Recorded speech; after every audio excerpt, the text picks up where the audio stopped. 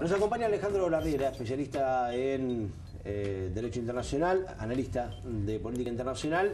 Alejandro, gracias por venir. ¿Cómo te va? ¿Qué tal? Buen día. ¿Cómo andás? Bien, muy bien. Bueno, obviamente vamos a referirnos al conflicto en la Franja de Gaza, pero queramos al menos entrar con lo último, las informaciones que han llegado hace minutos nada más. Compartimos este pequeño informe y, bueno, a modo introductorio, después analizamos un poco la situación. En las últimas horas, además, se acaban de reportar nuevos ataques en un importante hospital en Gaza, otra vez en los hospitales, y además contra la única central eléctrica de la zona. También en objetivos israelíes.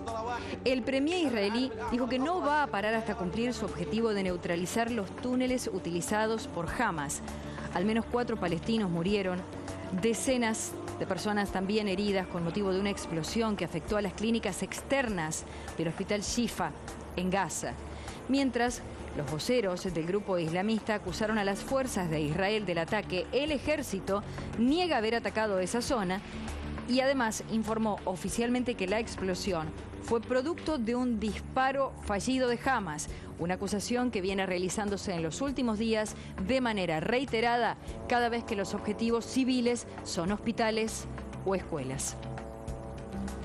Bueno, Alejandro, uno escucha las mismas excusas para un conflicto que es cada vez más violento, ¿no? Dentro de un lugar que, bueno, hace mucho tiempo, siglos, que viene en conflicto, pero bueno, la última etapa, estas últimas décadas de mediados del siglo XX, con una cuestión muy marcada, que a veces va por lo religioso, por lo político, lo territorial. Es difícil, ¿no? A veces explicar a la gente que es un tema muy, muy complejo, mucho fundamentalismo en el medio. Sí, es una región con mucho fundamentalismo. Todo el Medio Oriente es una región desde el siglo VII, cuando el Islam se dividió en sus dos grandes corrientes, chiitas y sunitas, de grandes enfrentamientos. Yo no veo en este caso que sea una prioridad, un elemento decisivo la cuestión religiosa. Creo que se dan tres elementos coyunturales, o quizá no tanto. El primero, en ambos sectores, en el gobierno israelí y en la cúpula de Hamas, se han consolidado los extremos. Y cuando los extremos políticos, en este caso político-militares, se adueñan del escenario, estos son los resultados. Del lado israelí, el centro más duro, más halcón, al lado del canciller Lieberman, se ha consolidado un ala más a la derecha y más belicista todavía que Benjamin Netanyahu, que ya es mucho. Y del lado de Hamas parecería que este conflicto o este martirio, llamémoslo así, de los palestinos en los gazeríes, consolida el sector más duro de Hamas. Entonces hasta le convendría en la resolución de la lucha interna. Entonces, ante la consolidación de los extremos políticos, evidentemente hay una decisión del gobierno israelí de ir por todo, de ocupar Gaza. Yo no creo que vayan a parar con el tema de los túneles, en todo caso los túneles ocupan toda Gaza. Gaza es una franja, como dice, de 40 kilómetros sobre la costa del mar Mediterráneo y una profundidad entre 10 y 12, 15 kilómetros, donde viven 1.800.000 palestinos. De tierra es un pedacito de tierra en un lugar que para Israel no es tan pedacito porque a Israel ellos consideran que le falta espacio, ¿no? Es como si desde el extremo de Bahía Blanca hacia, digamos, la rural, y hacia la costa de Punta Alta y en un ancho de 10 kilómetros vivieran 1.800.000 bahienses, ¿sí? Y ahí nos están bombardeando continuamente. Por eso digo que lo que le pasa a Hamas también, creo que hay responsabilidad allí, que no está creando una política alternativa para el pueblo palestino, sino es el martirio. Claro, es una sola dirección que deja este escenario, esas imágenes que son muy características del Medio Oriente, ¿no? Estas, como, bueno, hablabas de martirio, esas manifestaciones con cadáveres por las calles, chiquitos lastimados ingresando a los hospitales a pie, cosas muy que uno ve hace décadas. No. Por supuesto, y además con no solamente muertos, heridos, mutilados, sino con una capacidad sanitaria y de salud mínima, ¿no es cierto? Y que además en este momento ya debe estar completamente deteriorada porque ha bombardeado hospitales.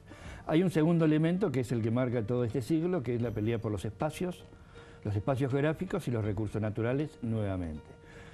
A mí me da la impresión de que Israel ha considerado que le falta espacio vital, el famoso Lebensraum del nazismo hitleriano, paradójicamente o diabólicamente ahora lo utiliza Israel. Israel es un pequeño país, pequeño territorio con 7,5 millones y la Franja de Gaza son 40 millones sobre el mar Mediterráneo. Ha dicho basta, esto también. En el 2004-2005 se descubrió gas en la costa de Gaza. De 2006 para acá hay 8 años de discusiones. Finalmente, el 2 de junio de este año, el primer ministro de la comunidad palestina, Abbas, y Vladimir Putin celebraron un acuerdo para que la petrolera rusa Gazprom, que es la segunda de Rusia, explotara el gas que está en la costa de Gaza. Israel ha dicho públicamente que ese gas es de ellos, y está claro, una semana, 10 días después de ese acuerdo, mueren 3 israelíes, o son asesinados 3 jóvenes israelíes, en una investigación que nunca se siguió, no hay pruebas de quién realmente lo mataron. Israel acusó a Hamas y allí tenemos esto. Con estos elementos, más la preocupación siempre de Israel por el agua, es una zona que no tiene agua, poca agua que hay, que es el Jordán y el Litari, lo tiene Israel, y esto y Cisjordania ayuda a consolidar eso. Bueno, nuevamente los recursos naturales y una prescindencia de Estados Unidos que lo tiene cada vez más claramente como segundo escenario mundial y no primero. Claro. Iba a preguntar eso, ¿no? ¿Cuál es el papel que juega la ONU? Estados Unidos, la ONU ha condenado, está haciendo un llamamiento permanentemente para el cese de las hostilidades, pero bueno, parece como mandar un telegrama en medio de una guerra de trincheras, ¿no? Como que suena poco. ¿Te referiste a la ONU? A la ONU. No sé de qué se trata. Yo me acuerdo hace 15 años cuando comenzamos a dar clases en Derecho Internacional en Derecho en la universidad, hablábamos de que la ONU en este tipo de situaciones no existe. Hace 15 años y parecía una cosa un poco escandalosa. No, la ONU no tiene ninguna capacidad de respuesta, está pensada, armada para otro mundo, otra situación. Y si me preguntaras cuál es la solución de esto, en este tipo todavía de distribución del poder mundial, no le veo solución. El mundo está de tránsito de un mundo unipolar, estadounidense, etcétera, a otra cosa que todavía no está claro cuál va a ser. Se habla del mundo multipolar, apolar, etcétera, a una nueva distribución del poder mundial, posiblemente entre grandes bloques, pero estamos en la mitad del tránsito, en una parte del tránsito, aquello todavía no se fue, lo otro todavía no llegó, y es un mundo que estas cuestiones no las puede solucionar. Y la ONU no existe en estos temas, en otros sí.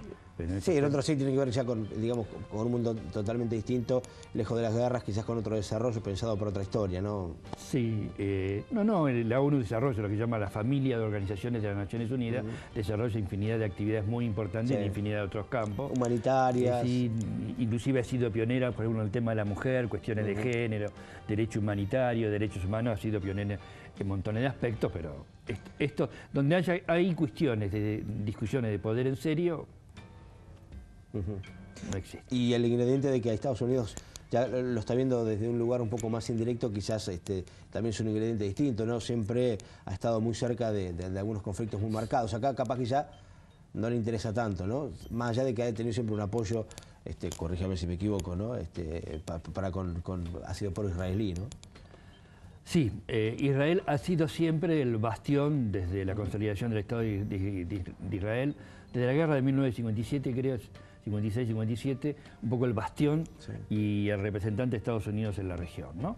Hay algunas cosas que han cambiado que dan para suponer que Estados Unidos está poniendo esto como un escenario de segundo nivel y está tercerizando algunas cuestiones. La actitud de Estados Unidos el año pasado con Siria, que quedó allí y dijo, bueno, no vale la pena tanto. Los acuerdos con Irán ya no está siendo demonizado a nivel mundial, los medios ya de Irán no se ocupan, sin señal de que hay un acuerdo, una aceptación de un gran actor en la región que es y va a seguir creciendo Irán, la preocupación por la zona Asia-Pacífico, China, etcétera, etcétera, y la ofensiva contra Rusia, de todo lo que significa Ucrania. Entonces esto es un segundo nivel. Ha pasado siempre. Y la cierta conciencia, los norteamericanos dicen que van camino al autoabastecimiento petrolero y de gas en esta misma década. Tienen 10.000 perforaciones de fracking en su propio territorio. Hay discusiones mundiales, ellos dicen que van a ser grandes exportadores. Hay otra mirada un poco más prudente, dice, bueno, posiblemente consiguen el autoabastecimiento, pero entonces al tenerlo a un precio caro, dice, bueno, ya nos lo metemos en otros lugares. Claro. Nos quedamos. Alejandro, gracias por el panorama. Sabemos que es un tema a veces para que la gente interprete un poco complejo, porque hay que por ahí comenzar a hacer referencias históricas casi También milenarias y se complica un poco, ¿no? Hemos evitado un poco eso. Sí, porque si no nos vamos muy largos, Claro. pero bueno, no descartamos poder volver sobre el tema un poco más adelante. ¿Cómo no? Gracias, Alejandro, muchas gracias. Muy amable. Buenos días.